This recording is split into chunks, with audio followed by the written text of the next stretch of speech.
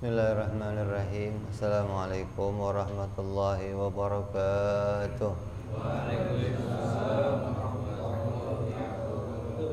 Al-Fatihah ila ruhi Sayyidina wa Habibina wa Syafi'ina Rasulillah Sayyidina Muhammad ibn Abdullah sallallahu alaihi wa ala alihi wa ashabihi wa azwajihi wa dhurriyyatihi an Allah ya'ini darajatihim bil jannah wa yanfa'una bi asrarihim wa anwarihim wa ulumihim wa nafahatihim wa barakatihim fid dini wa dunya wal akhirah wa yaj'aluna min hizbihim yarzuquna mahabbatahum wa yatawafana ala millatihim wa yashiruna bi zumratihim bil afiyatin wa salamatin thumma al-fadha sahibul kitab Ki Said bin Ki Armiya thumma la Ki Ubaida thumma ila hadratul walid الحبيب عبد الله بن محسن العطاس نفعنا الله بهم بعلومهم لهم الفاتحة أعوذ بالله من الشيطان الرجيم بسم الله الرحمن الرحيم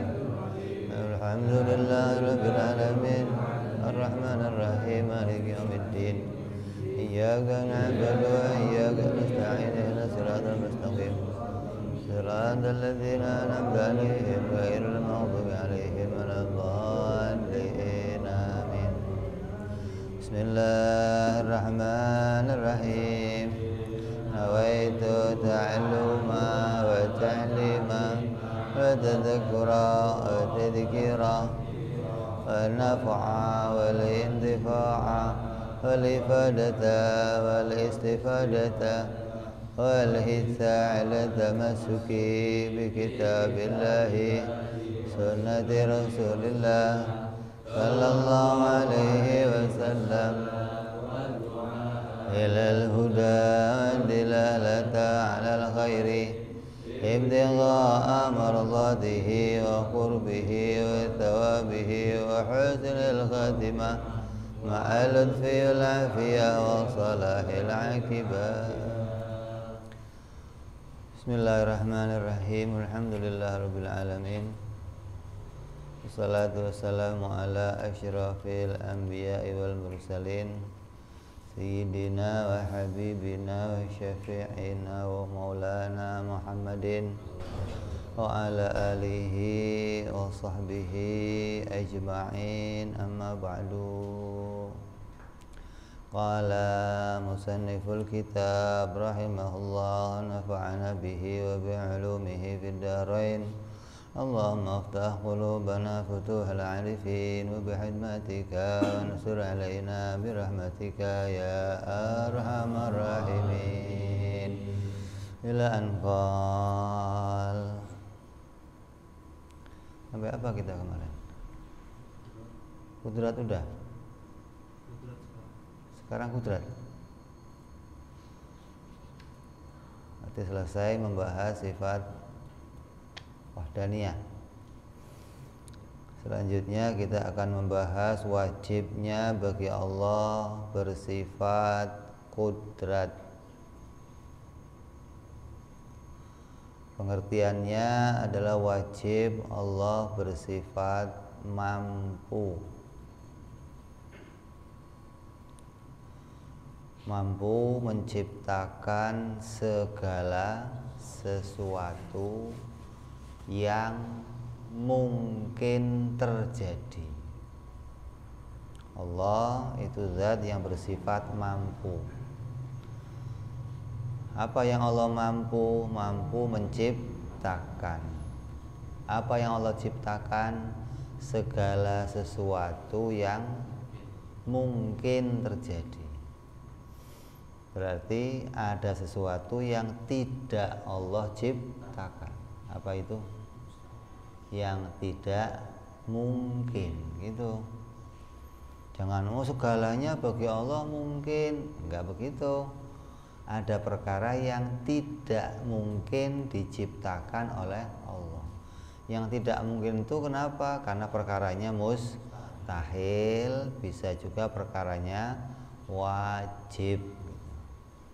Jadi perkara itu kalau menurut akal ditetapkan ada ketetapan hukum itu ada 3. Ada yang wajib, ada perkara yang mustahil, ada perkara yang jaiz. Jadi perkara itu dihukumi oleh akal 3 hukum. Ada perkara yang dihukumi wajib, ada perkara yang dihukumi mustahil, ada perkara yang dihukumi jaiz. Wajib itu perkara yang bersifat adanya itu tetap. Kalau mustahil perkara yang tiada, yang tiadanya itu tetap. Jadi perkara wajib dan mustahil ya bukan perkara yang bisa diciptakan. Nah, perkara yang ada dan adanya itu tetap, ngapain dibikin lagi yang sudah ada. Sama juga dengan perkara yang tiada, yang tiadanya itu tetap, maka gimana mau dirubah menjadi ada, gitu loh. Jadi kadang ada orang kebablasan tuh, Allah itu mampu menciptakan segala sesuatu, bahkan yang tidak mungkin pun bisa diciptakan. Itu berlebihan namanya. Seperti Allah menciptakan anak, Allah bikin anak untuk dirinya, mungkin nggak? Mungkin nggak? Mustahil. Jadi tidak terus karena Allah itu mampu, terus mampu menciptakan segalanya. Maka ulama ngasih batasan, yang mampu diciptakan Allah adalah segala yang mungkin terjadi.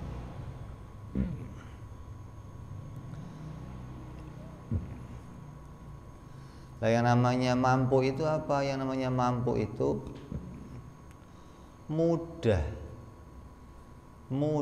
bagi Allah di dalam menjadikan sesuatu. Yang di dalam kejadiannya itu enggak butuh sama alat, enggak butuh bantuan. Kalau sesuatu, kalau orang itu kerja, yang kerjanya dibantu dengan alat atau ada bantuan, berarti lemah, karena ada yang bantuin, karena butuh kepada alat. Terus jadi kerjanya malah repot. Lah, mau kerja cari alat dulu sih. Hah? Kalau alatnya nggak ada, ya nggak bisa kerja. Lah, Allah nggak butuh sama alat, Allah nggak butuh bantuan. Mau dikatakan idza arada syai'an ayaqula lahu kun fayakun. Maknanya Allah itu mudah kalau mau bikin, gitu loh. Nah, yang dimaksud mudah itu apa? Nggak butuh alat dan nggak butuh bantuan. Namanya sifat qudrat, kita menyebutnya kuasa. Nah, makhluk kan punya kuasa juga, Beb.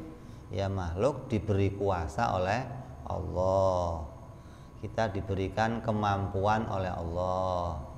Tapi kemampuan kita kalau mau ngerjain sesuatu bukan menciptakan. Kita kalau ngerjain sesuatu namanya mengusahakan.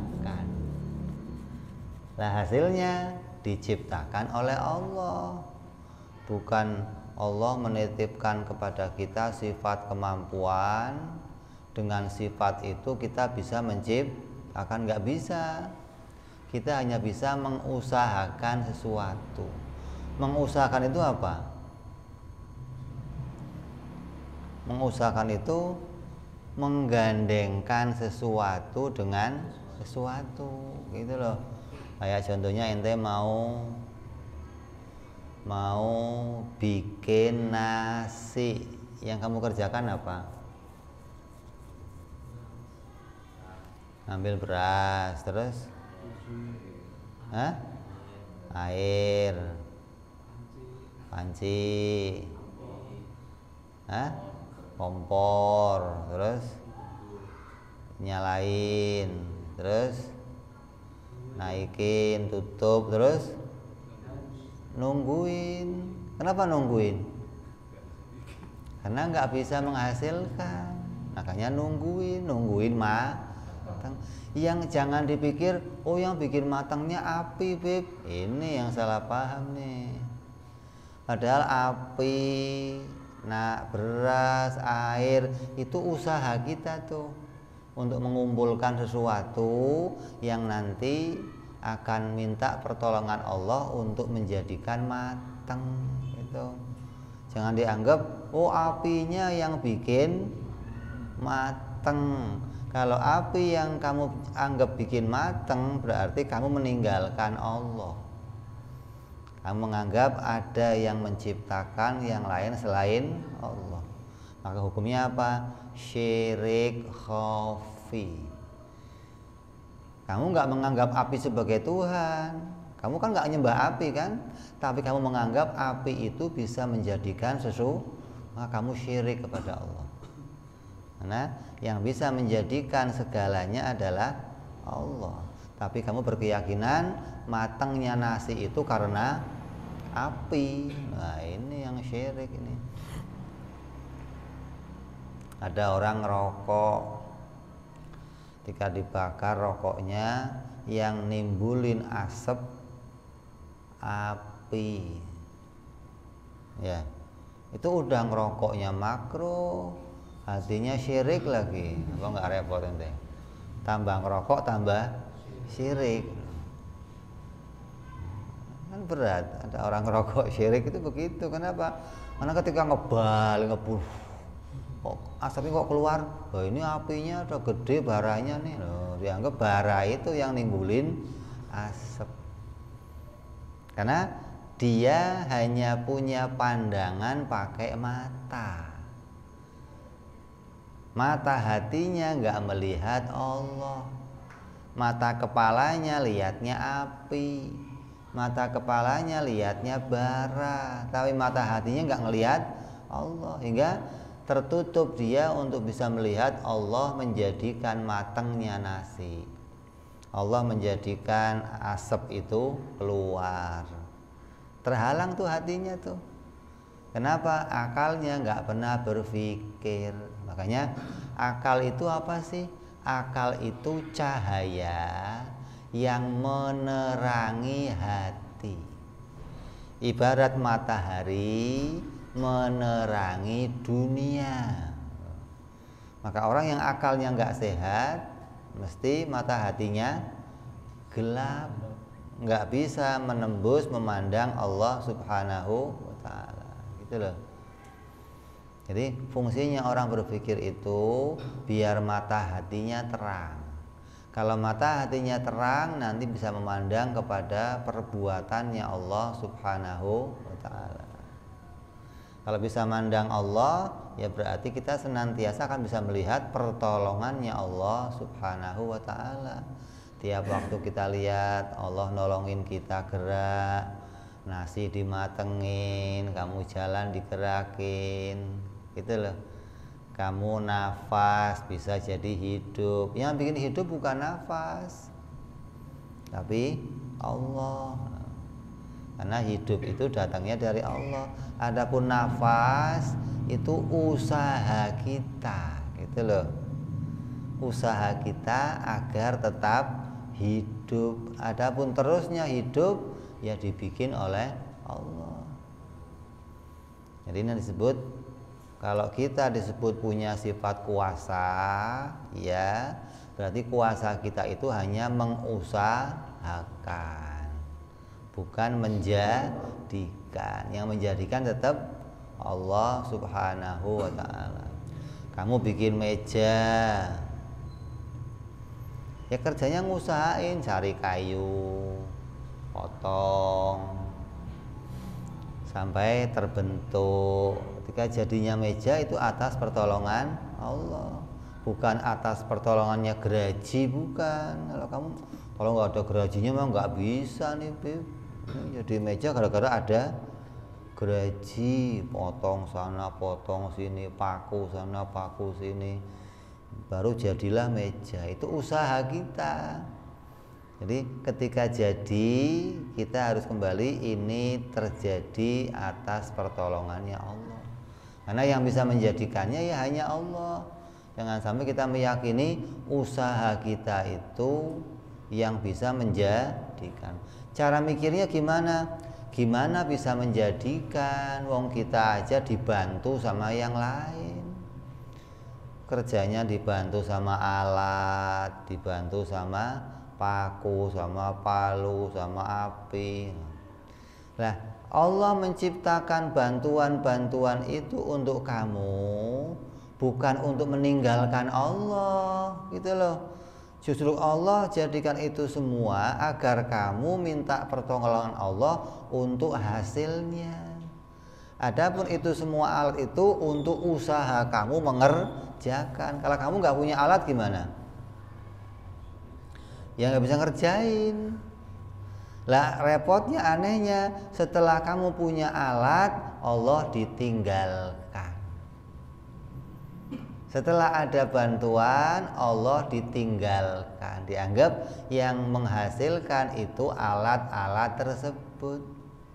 Yang menghasilkan itu bantuan-bantuan tersebut. Allahnya nggak dianggap. Berarti Allah nggak kelihatan di pandangan hati kamu. Kalau di pandangan mata emang Allah nggak kelihatan. Mata gimana mau lihat Allah? Tapi mata hatinya seseorang mestinya bisa melihat kepada Allah Subhanahu wa ta'ala. Ini yang harus kita yakini kepada sifat kudratnya Allah. Bahwa Allah bersifat kudrat, maknanya Allah mampu menjadikan segala sesuatu yang mungkin terjadi. Gitu loh. Jadi apapun yang mungkin terjadi itu bisa diciptakan oleh Allah. Makanya kalau kamu lihat sifat kudrat ini, maka apapun harapan kamu bisa diajukan kepada Allah. Pengen apa? Pengen jadi presiden. Mungkin nggak? Mungkin nggak? Ya mungkin aja. Punya ijazah nggak lo? Apalagi udah punya. Gampang berarti jadi presiden. Tapi kan saya cuman ini Beb, apa namanya, kerjanya beginian, apa aja udah. Kalau dipercaya untuk jadi presiden ya jadi aja. Jangan nggak mungkin saya jadi presiden. Nggak mungkin itu kan di angan-angan kamu, gitu loh. Tapi terjadinya itu ada dalam kemungkinan diciptakan oleh Allah, gitu loh.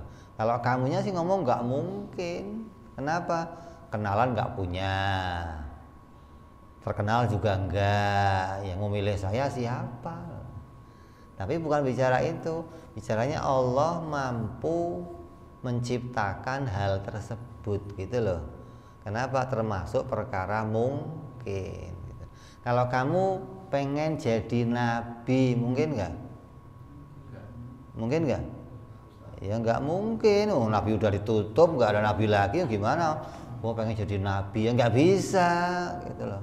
Kalau presiden mungkin. Kalau gagal daftar lagi, gagal lagi daftar lagi. Gimana sih? Selama masih boleh daftar aja.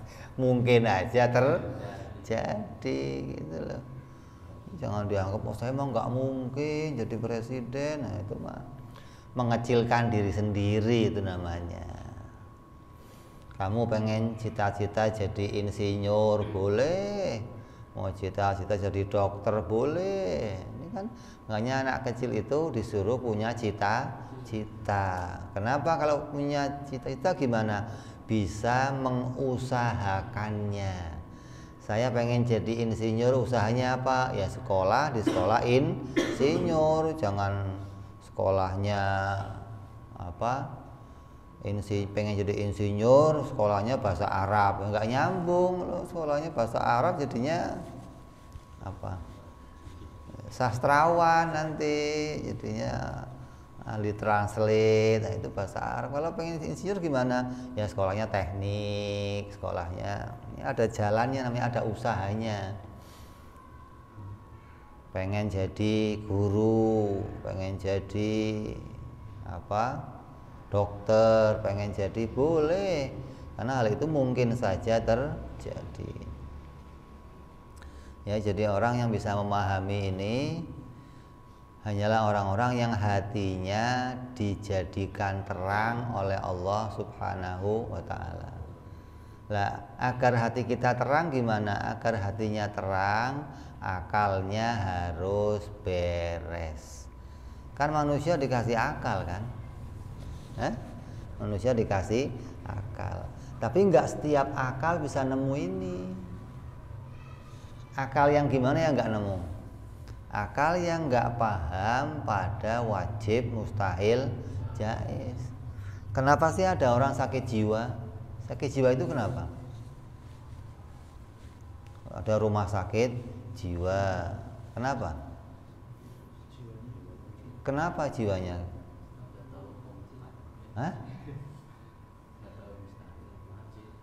Orang sakit jiwa itu asalnya stres, tertekan dengan sesuatu. Kenapa kok tertekan?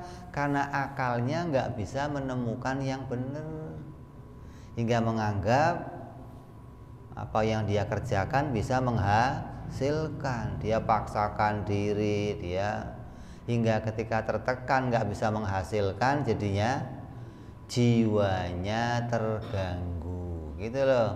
Kemudian mengalami halusinasi, gitu, melakukan hal-hal yang di luar kebiasaan. Itu asalnya begitu.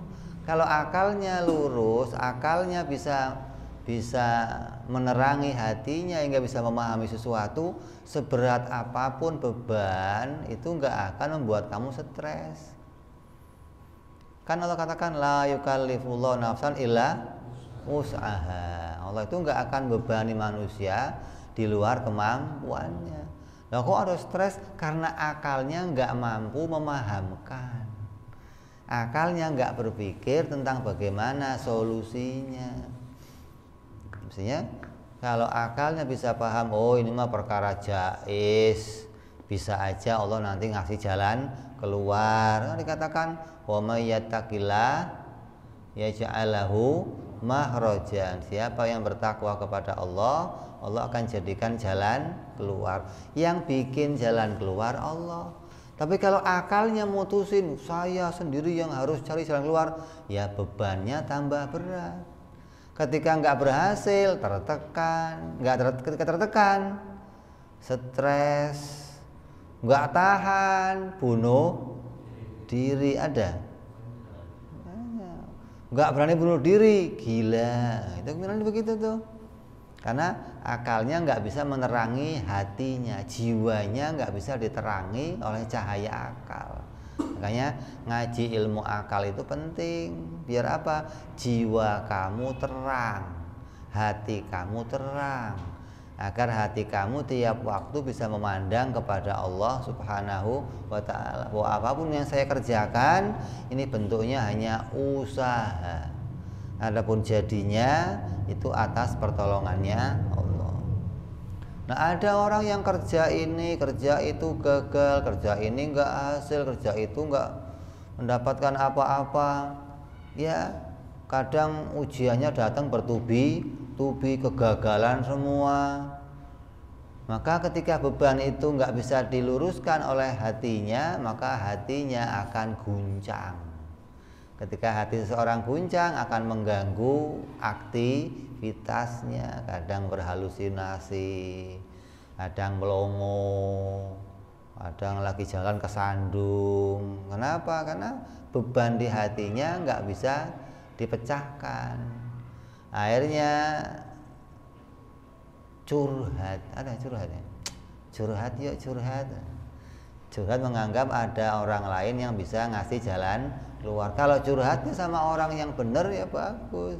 Curhatnya kadang sama orang-orang yang nggak bisa ngasih jalan keluar, lu ke dukun aja. Nah, ke dukun aja. Bukan beres malah bawa ayam hitam, ayam putih. Oh, akhirnya berhasil enggak? Syirik iya. Atau ke motivator ada. Jalan keluarnya motivator, kasih motivasi, kamu harus begini, harus begini. Makanya yang bisa ngobatin orang sakit jiwa siapa? Psikolog, bukan ahli tauhid. Itu nggak bisa ngobatin.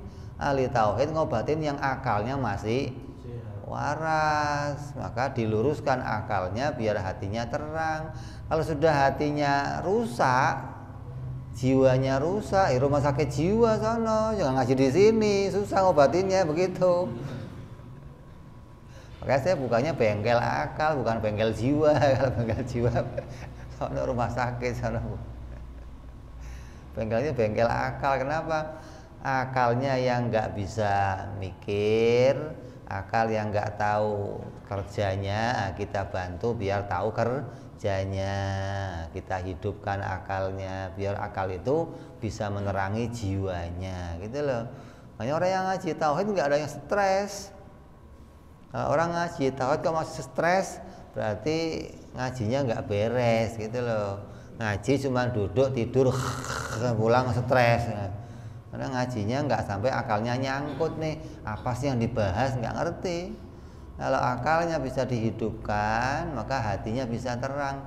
Kalau hati terang bagaimana? Kalau hati terang nanti hatinya bisa memandang kepada Allah. Segala kejadian dihubungkan dengan Allah apapun juga.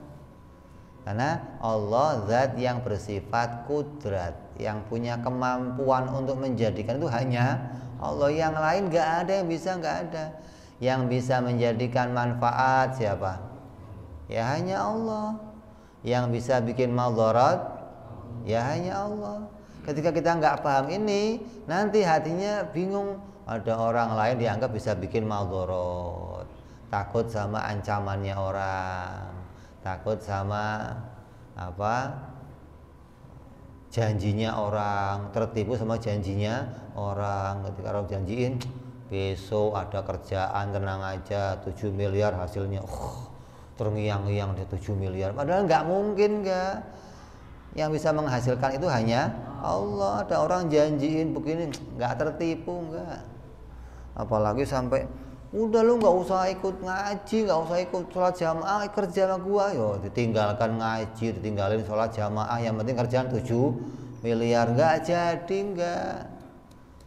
Ini orang yang akalnya dapat halusinasi, menganggap ada selain Allah yang bisa menghasilkan.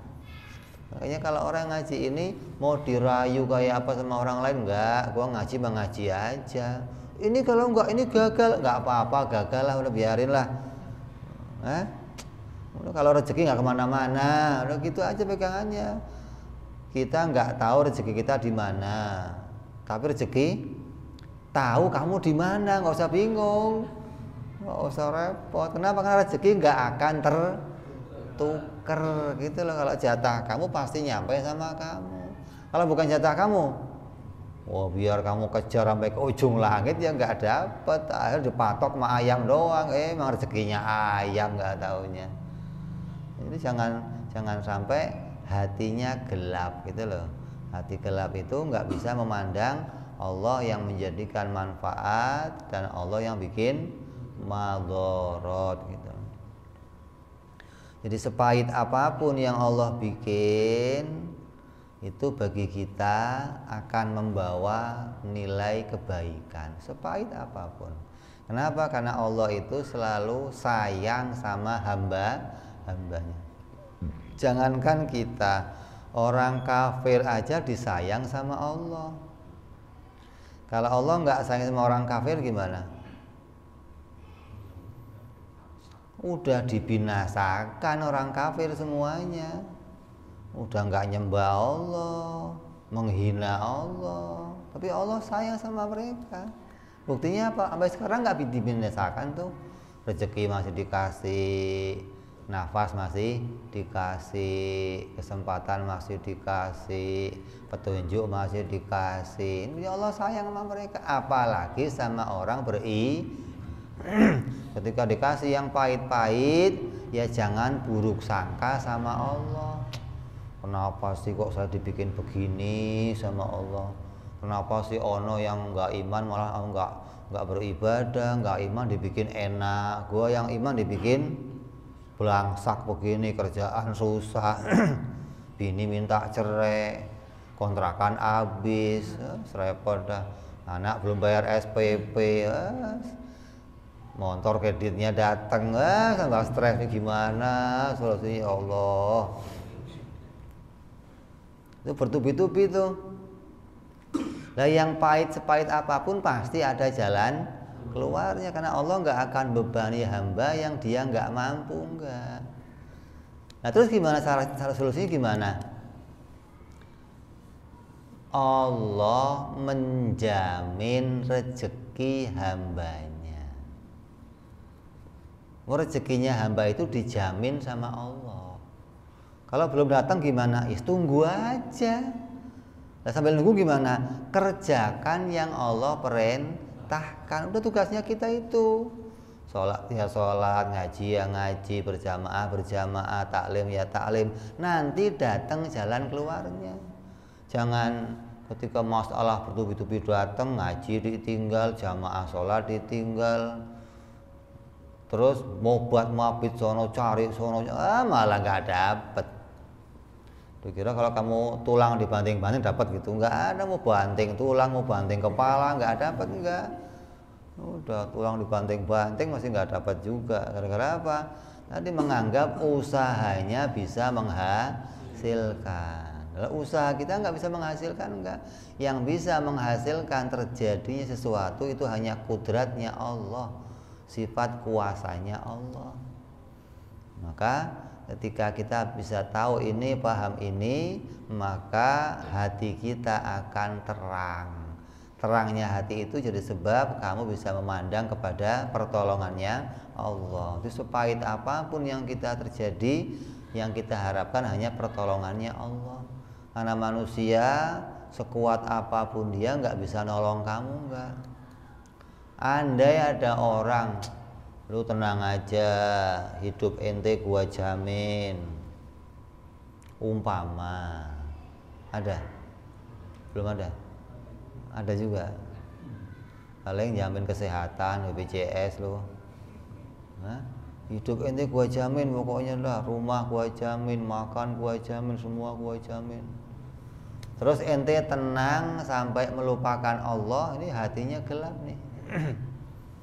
Karena sekuat apapun manusia bisa menjamin kamu, maka jaminan itu tetap sebatas yang ada di dunia, yang zahir, yang kelihatan. Kalau nanti kamu mati, bisa nggak dia nolongin? Masuk ke alam barzah bisa? Masuk ke alam kubur bisa? Nolongin di sirat bisa? Nggak bisa. Nah, pertolongan Allah itu dunia sampai akhirat. Apa di antara pertolongan Allah? Kalau di dalam tafsirnya surat sifat Ar-Rahman, bahwa Allah memberikan banyak kebaikan untuk kita di dunia, sampai aib kita pun ditutupi oleh Allah. Itu pertolongan Allah tuh. Kamu maksiat nggak ada yang tahu, berbuat dosa nggak ada yang lihat, itu Allah nolongin kita. Artinya menutup aib-aib hambanya. Ar-Rahim, Allah ngasih pertolongan kita sampai nanti ke akhirat. Hingga apa? Dosa-dosa kita diampuni oleh Allah. Gitu. Yang di dunia ditutup aibnya, di akhirat diampuni dosa-dosanya ketika kita bertaubat kepada Allah. Ini tentu kita menghadirkan bahwa yang bisa menolong kita sepenuhnya hanya Allah. Karena yang punya powerful itu hanya Allah. Kudrat itu namanya super powerful dah, kemampuan penuh dah untuk apa saja bisa pada perkara yang mungkin terjadi. jadi. Apa saja yang mungkin bisa dijadikan oleh Allah. Hingga kalau kita bisa mengenali sifat ini, mendalami sifat ini, menghayati sifat ini, nanti akan sampai bisa meredakan semua gejolak-gejolak hati kita. Stres hilang, apalagi gangguan jiwa hilang tuh, nggak ada tuh. Bingung nggak ada, ini nggak ada, karena hatinya diterangi oleh pemahaman. Jadi wajib Allah bersifat kudrat, maknanya Allah mampu menjadikan tanpa alat, tanpa bantuan. Apapun yang kelihatannya terjadi pada makhluk, yang kerjanya makhluk itu dibantu pakai alat, maka tiap-tiap alat yang kita pakai, yakinlah alat itu nggak bisa menghasilkan. Andai orang itu meyakini alat bisa menghasilkan, berarti dia meyakini Tuhan itu banyak. Api bisa menghasilkan pisau, bisa menghasilkan nasi, bisa menghasilkan obat, bisa menghasilkan duit. Apalagi lu kalau ada duit mah halus, nggak ada duit mampus, kan repot.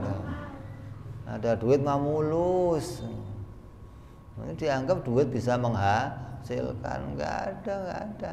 Alat-alat ini hanya bantuan untuk usaha kita. Adapun hasilnya semua didatangkan oleh Allah Subhanahu wa ta'ala. Jadi apapun yang kamu lihat kerjanya makhluk dengan menggunakan alat-alat ini, kalau hatinya bisa memandang Allah, maka akan syukurnya kepada Allah. Motor bisa jalan, ada bensinnya, itu kelihatannya mata begitu tuh. Ya. Apalagi bengkel ngerjain mobil mogok, wah ini pengapiannya nggak beres nih, mau api dicari kemana-mana, mana pengapiannya, begitu apinya muncul, wah jalan jreng, wah emang ini masalahnya, nggak ada masalahnya, nggak ada. Itu kelihatannya doang, lahirnya begitu. Hatinya harus alhamdulillah, alhamdulillah, Allah bikin jalan motornya. Kalau nanti bisa sampai terus memahami seperti ini, tambah terang hatinya, jadi tambah jelas melihat pertolongannya Allah. Tiap waktu kita ditolong sama Allah, nggak cuma sekali doang, nggak, tiap waktu. Karena tiap waktu segala sesuatu itu dimunculkan oleh Allah. Sesuatu yang Allah munculkan itu apa buktinya? Sesuatu itu baru terjadi. Segala yang baru terjadi itu dimunculkan oleh Allah. Contohnya apa? Kamu tadinya sehat terus jadi sakit. Berarti sakitnya baru nggak? Baru muncul kan? Maka Allah yang munculin. Jangan, wah gua sakit dibikin orang nih. Wah ini repot nih. Kiriman orang sakit gua, ya kirimannya orang, mana ada orang ngirim sakit, ngirim duit gitu, ngirim kulkas, ngirim mesin cuci, ngirim sapu, itu dukun nyantet saya. Nah kalau sampai kamu kok meyakini begitu, berarti kamu menghilangkan Allah, hati kamu nggak bisa mandang Allah. Sababnya sakit, Allah bisa bikin apa saja. Kamu diem di rumah aja bisa sakit. Kenapa Allah bisa mendatangkan pakai sebab atau nggak pakai sebab? Sebabnya apa? Bisa apa saja. Kamu tadinya sakit terus jadi sehat. Sehatnya baru nggak? Kalau baru Allah yang bikin. Segala yang baru tadinya nggak ada terus jadi ada, itu berarti diciptakan oleh Allah. Jangan pernah menganggap ada perkara baru yang dimunculkan oleh selain Allah. Jangan. Ini kerusakan. rusaknya hati memandang dari situ. Kenapa? Karena akalnya nggak bisa menerangi hatinya, hingga matanya lah yang memandang, melihat oh ini bisa menghasilkan. Hatinya nggak bisa memandang Allah yang menghasilkan. Kamu nulis pakai pulpen, dianggap tinta yang bisa menghasilkan tulisan, ya. Kamu ngeprint, tinta yang bisa menghasilkan. Itu pandangan mata kita begitu. Maka itu hanya sebab. Sebab itu adalah alatnya untuk usaha. Nah, adapun yang bikin hasil, tintanya muncul, tintanya nyata, itu Allah. Pisau bisa memotong, nasi bisa mengenyangkan. Tadinya lapar berubah jadi kenyang. Kenyangnya baru enggak? Nah kalau baru Allah yang bikin. Segala yang baru itu hanya Allah yang menciptakannya. Enggak ada yang menciptakan selain Allah, enggak ada. Nah kita udah bicara wahdaniyah kemarin, bahwa pencipta itu pasti esa. Enggak mungkin ada dua pencipta, enggak mungkin. Pencipta pasti esa. Dan yang esa itu pasti bersifat kudrat, bersifat mampu, bisa menjadikan tanpa dibantu oleh alat, tanpa bantuan. Allah bikin Nabi Adam pakai apa? Hah? Ya nggak pakai apa-apa. Loh itu ada tanah, maknanya Allah bisa merubah tanah jadi manusia. Terus kamu dibikin pakai apa? Tanah juga. Lempung. Pakai apa? Mani. Allah bisa merubah mani jadi, berarti nggak butuh alat. Kalau butuh alat contohnya begini. Kamu kalau bikin tempe pakai apa? Kedelai. Kalau pakai semen jadinya apa?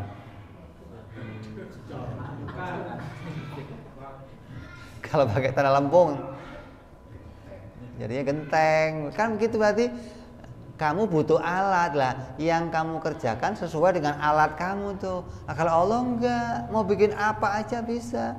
Mau semen dibikin manusia ya jadi. Buktinya mana? Allah bikin onta Nabi Soleh pakai apa? Batu. Batu dibikin jadi onta. Tandanya Allah nggak butuh alat. Lah kalau kamu yang bikin onta pakai batu, kamu sembelih bisa gitu? Ya kelotak-kelotak. Itu namanya butuh alat gitu loh. Nah, Allah nggak butuh alat.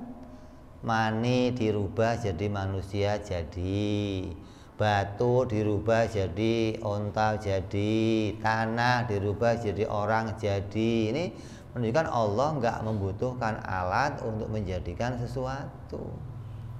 Jadi nggak ada, oh kalau bikin orang mah butuhnya pakai tanah, kalau pakai tanah nggak jadi. Kata siapa? Itu bagi kita yang kerjanya usaha-usaha sesuai kebiasaan. Oh biasanya kalau bikin kedelai pakai bikin tempe pakai kedelai, ya jadi bikin tempe. Bikin tempe, gue mau pakai cara lain lah. Besok mau pakai semen, gue bikin tempe. Ya udah lo makan aja itu. Asal kuat aja giginya. Ini tandanya Allah nggak butuh alat di dalam menjadikan sesuatu. Apapun yang Allah kehendaki itu mudah untuk dijadikan sesuai dengan kehendaknya. Tandanya apapun juga ini yang kamu lihat itu enggak jadi alat bagi Allah untuk menjadikan sesuatu. Ini yang wajib kita imani dalam sifat kudratnya Allah. Lawannya mustahil, Allah lemah. Lemah itu apa? Enggak bisa menjadikan sesuatu, namanya lemah. Atau lemah itu kalau mau ngerjain perlu bantuan. Ente mau ngangkat meja yang gede, kalau sendirian nggak kuat, terus butuh kalau berdua kuat. Oh berdua bisa mindahin, Beb. Yang mindahin siapa? Berdua gitu. kelihatannya mata gitu. Padahal kalau kamu lemah, teman kamu lemah lama-lama jadi kuat gitu. Enggak, tetap aja lemah, cuman kelihatannya mata. Kita usaha, kalau sendiri nggak mampu maka butuh bantuan. Ketika ada bantuan ada hasil. Lah ketika punya hasil, jangan nganggep bantuan itu yang bisa menghasilkan. Itu yang kita salah begitu. Oh, saya mah kalau sendirian lemah, kalau dibantu bisa menghasilkan. Lah yang menghasilkan siapa? Ya yang bantu saya. Lah ini. Lah yang bantu kamu tadi yang ngangkat, coba suruh sendirian. Ya masa nggak bisa juga. Jadi yang menghasilkan siapa, kamu apa dia? Kamunya lemah, dianya lemah. Ente mau motong pakai pisau. Kalau pakai pisau bisa potong tuh. Lah kalau nggak pakai pisau nggak bisa. Nah kalau pisau nggak pakai kamu, bisa nggak? Pisau suruh motong sendiri bisa nggak? Nggak bisa juga. Gitu. Jadi kamu bantu pisau atau pisau bantu kamu? Itu saling bantu. Kalau saling bantu berarti dua-duanya lemah. Kalau dua-duanya lemah, yang bikin bukan kalian berdua, mesti begitu dong. Ada yang bikin yang lain, yaitu yang bersifat mampu. Ini akalnya harus sampai ke situ. Kalau nggak ke situ, ya selamanya kamu akan nuduh yang bantuin kamu itu yang bisa menghasilkan. Padahal yang bantuin kamu itu juga lemah. Gimana barang lemah bisa bantu menghasilkan? Nggak bisa, enggak. Yang menghasilkan harus kamu nyampe, ini hanya Allah yang bersifat mampu, yang mustahil lemah. Jadi mustahil Allah butuh bantuan di dalam menjadikan sesuatu. Baik itu pembantunya itu, malaikat itu bantuin Allah. Mana ada malaikat bantuin Allah? Dianggap Allah menciptakan malaikat untuk bantu Allah. Enggak butuh Allah bantuan malaikat, enggak. Justru malaikat itu dibantu oleh Allah, ditolong oleh Allah untuk jadi hamba yang soleh, hamba yang taat, hamba yang nggak pernah maksiat. Itu Allah yang menolong malaikat, bukan malaikat nolongin Allah. Pernah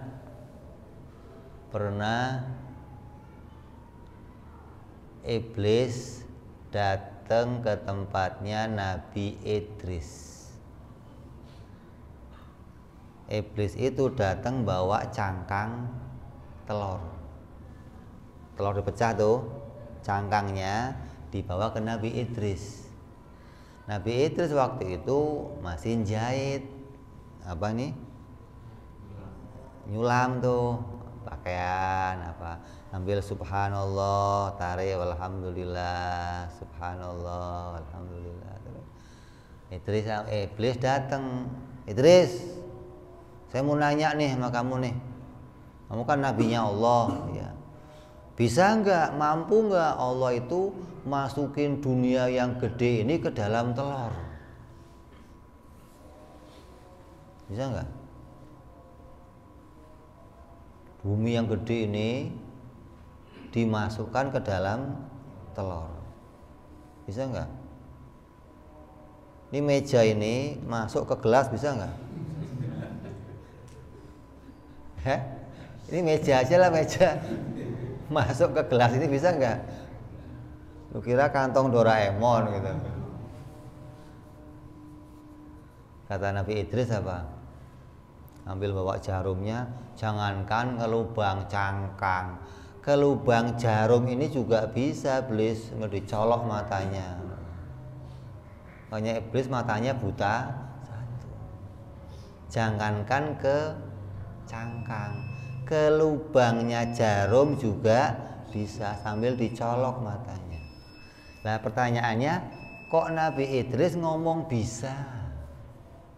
Padahal ini meja aja masuk gelas gak bisa. Gimana dunia yang gede kok masuk ke cangkang? Kalau barang gede dimasukkan ke barang kecil, hukumnya apa?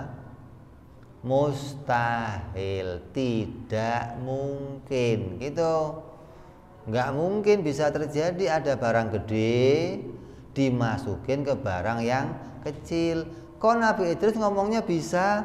Iya, kalau yang ngerjain Allah bisa. Gimana bisanya? Buminya dikecilin atau cangkangnya digedein, gitu maksudnya. Kalau yang gede masuk yang kecil itu tetap hukumnya mustahil. Gitu loh. Ada pintu gede masuk kantong Doraemon, bisa? Bisa nggak? Bisa dikecilin, Cil, baru? Ya bisa, kalau dikecilin bisa. Mau rumah ente juga bisa kecilin rumahnya, masukin. Kalau yang gede masuk bisa? Ya nggak bisa. Lah kok Nabi Idris nggak terangin ke iblis? Iblis ngapain diterangin? Oh, iblis kok diterangin? Diterangin juga bakalan iman, namanya iblis, cukup dicok. Oh gitu. Kalau ada orang kok nanya sama ente ngeyel, cukup dicolok aja. Udah begitu kayak iblis, nggak usah diterangin lagi. Kenapa? Lah wong ngeyel itu nggak bakal nerima jawabannya. Gitu loh. Jangan, oh kalau Allah mau serba mampu. Ya nggak begitu. Harus ada tatanan berpikirnya, gitu loh. Kalau yang gede masuk yang kecil tetap hukumnya mustahil, nggak mampu, gitu loh. Lah kok Allah bisa? Kalau Allah bisa karena Allah bisa menggedekan sesuatu yang kecil atau mengecilkan sesuatu yang gede. Nah, yang gede dikecilin, nah masukin, ya bisa kalau begitu.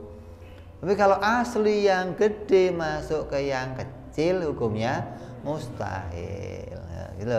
Lah kalau Allah nggak bisa bikin yang mustahil terus diomong lemah, boleh nggak? Ya nggak boleh, gitu loh. Allah itu nggak bisa masukin barang gede ke tempat yang kecil. Itu nggak bisa diomong lemah. Kenapa? Karena hukumnya mustahil. Nah, kecuali ada perkara yang bisa terjadi tapi Allah nggak bisa bikinnya, itu baru namanya apa? Lemah.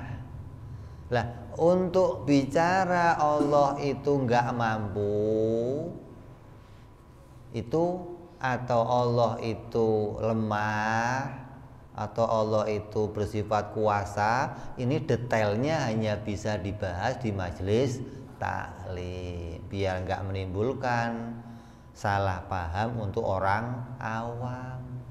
Jadi kalau kamu ngomong begini, Allah bisa nggak bikin anak? Nggak bisa. Ngomong nggak bisa itu bukan lemah, gitu loh. Allah bisa nggak bikin istri? Nggak bisa. Allah bisa nggak bikin Tuhan lagi? Nggak bisa. Nggak bisa itu bukan lemah, gitu loh. Lah, tapi omongan ini jangan diomongin di luar majelis taklim. Kalau di luar majelis taklim coba ngomongnya mustahil. Jangan ngomong nggak bisa. Gitu maksudnya. Jadi jangan sampai nanti orang awam punya paham, masa sih Allah nggak bisa? Katanya kuasa. Yang bisa memahami ini hanya orang yang ngaji, tahu oh yang bisa diciptakan Allah itu perkara yang mungkin terjadi. Kalau Allah bikin anak, Allah bikin Tuhan lagi yang seperti dirinya, Allah bikin istri, Allah masukin benda yang gede ke tempat yang kecil, itu nggak bisa. Kenapa? Karena itu hukumnya mustahil, gitu loh. Lah nggak bisa itu bukan lemah. Yang lemah itu nggak bisa bikin perkara mungkin. Kalau perkara mustahil nggak bisa dibikin, emang mustahil itu nggak bisa dibikin. Namanya mustahil, perkaranya tiada, gimana mau dirubah jadi ada, gitu loh. Tetap hukumnya mustahil. Jadi ini beda Kalau kita ngomong Allah lemah pada perkara yang mungkin, itu mustahil. Karena Allah bersifat kuasa menjadikan segala perkara yang mungkin terjadi. Yang dimaksud lemah adalah kalau Allah kerjanya dibantu, ada alatnya, ada penolongnya, maka itu namanya Allah lemah. Allah kalau mau bikin hangus pakai bantuan api, berarti apa? Lemah.